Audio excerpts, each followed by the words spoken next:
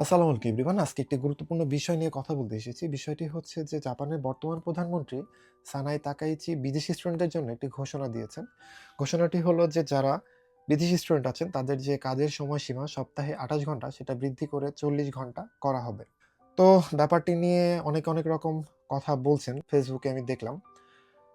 তো ঘটনাটি যদি সত্যি হয় তাহলে স্টুডেন্টদের জন্য আসলে এটি অনেক ভালো হবে।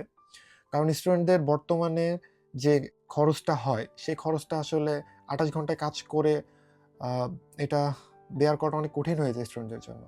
বর্তমানে জাপানের দ্রব্যমূল্য থেকে শুরু করে সবকিছুর দাম বৃদ্ধি পেয়েছে।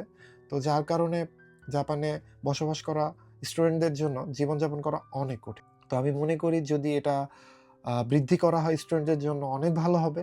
আর অনেকেই একটা কথা বলছেন যারা জাপানে ফুল টাইম ওয়ার্কার তারা একটা মানে মতামত দিচ্ছেন। তাদের মতামতটা হচ্ছে এরকম যে ২৮ ঘন্টার দিকে যদি ৪০ ঘন্টা বৃদ্ধি করা হয়, এতে করে স্টুডেন্টদের পড়াশোনার উপরে কোনো প্রকার প্রভাব পড়বে কিনা? সো বিষয়টি আসলেই চিন্তার বিষয়। যেহেতু একটা স্টুডেন্ট ২৮ ঘন্টার বেশি কাজ করবে, তখন তার পড়াশোনায় ক্ষতি হওয়ার সম্ভাবনা থাকবে। এটাই স্বাভাবিক।